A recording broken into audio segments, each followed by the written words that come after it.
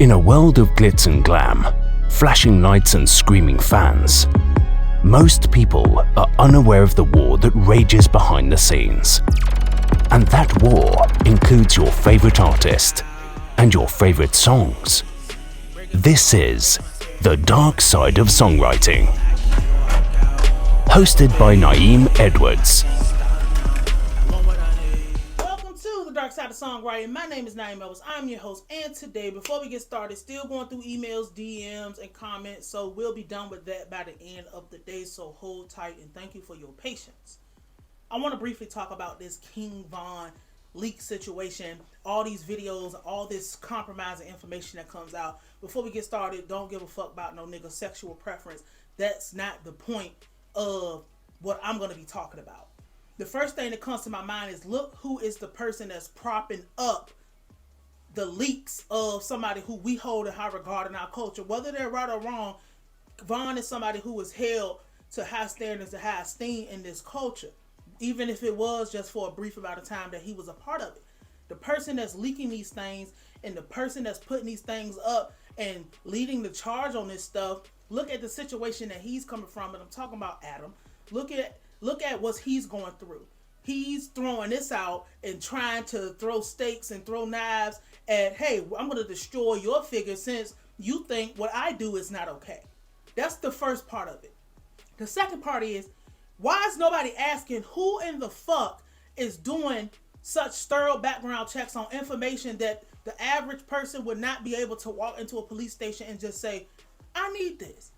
You know, usually when you have people who get these kind of videos, obviously they're leaks from the inside, because how the fuck would you know where a person was locked up at or a person was whatever? I mean, there is places you can go and do background checks on people and see where they was locked up and get stuff and pay for, but regular people don't do that. Regular people is not interested in fucking jailhouse footage of anybody, let alone, you know, they might, if it come across, they'll look at it like, oh my God, a mugshot. But niggas don't really go past going to look for anything past the mugshot.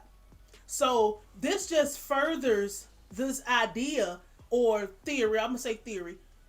It furthers the ideas and the theories that everybody is all working together. Ayo Canseco has a thing called the golf course theory, where they talk about how every system and every person and every entity and all the corporations, they work together in a system. So how can anybody argue against the golf course theory if actual jailhouse footage is being leaked from police body cameras into the public eye? But somehow, some way, nobody knows how people are getting a hold of this. People don't know how to get the process. People barely know how to get copies of their criminal record from the state, let alone being able to get footage from fucking Cook County jail of what's happening way, way, way deep into the system. Most people don't even know what's past the damn walking into like the secretary's desk of a police station, let alone being able to get footage. My thing is, who is the connection that's putting this out, and why do you feel like this was an okay time to do this?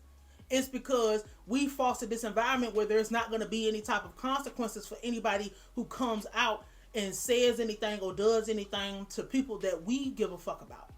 Whether the people are right, whether the people are wrong, that's not for other people to determine whether we should give a fuck about them or not. So what is your connection to the music industry where you felt like it was okay? And it wasn't just King Von getting leaked, it was Lil J. It's all type of shit that goes on in jail that people don't see, people don't talk about, people don't nothing. How did these videos end up in the hands of our enemies? Right, wrong, indifferent, not supportive, or whatever. And then how long did it take for you to get them? Because if you look on these videos, Von is young as a bitch. The Lil J video is recent, but Von is young as hell in those videos compared to what he was when he was murdered or killed, whatever. When he died, he didn't look the same way he looked in the fucking video. And we know if those videos would have come out when he was alive, the career would have been over. We know that for a fact. But how long did it take you to get them? And why are you comfortable enough to do this. And this is how you know it's some bullshit. It's a part of the golf course theory in general, because this person's able to move. Whoever leaked this is being able to move with impunity. We don't know who it is, and we're just attacking the figurehead. But we need to go beyond the figurehead and figure out who the fuck on the inside. What is your connection to the music industry, and being able to try to prop up the reputation of an already person that's a degenerate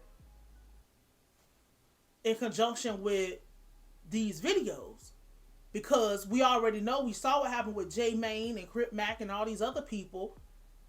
Why is all of a sudden, when somebody from Chicago have a problem with somebody from another part of the world, a beloved Chicago figure is getting their reputation slashed beyond the grave? The other part about this is like, what does it prove? It proves that, yeah, King Von might have been a hoe.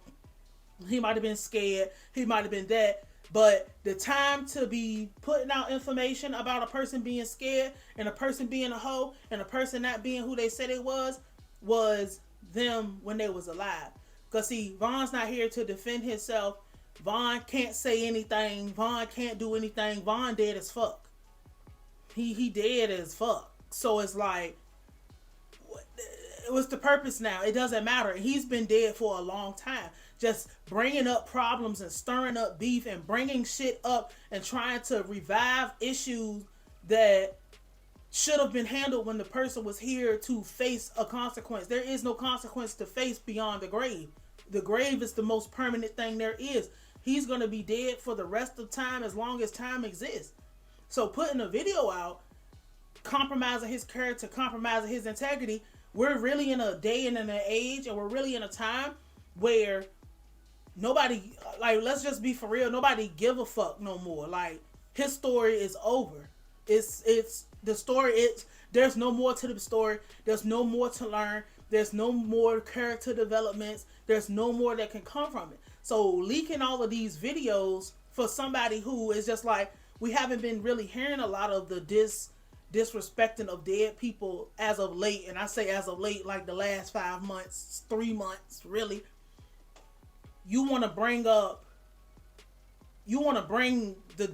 disrespect back up, so we're not able to move past what we are. You want to bring the disrespect back up so motherfuckers can't change, and motherfuckers can't just move on, and we move into a different dynamic, or we move to a different space in music. You don't want to do that. You want to continue to perpetuate the bullshit to make yourself feel better about wherever you are. It's no point and no purpose in attacking anything that can't defend itself or attack you back. That's pretty whatever. It's like, and especially for somebody who didn't do anything to you.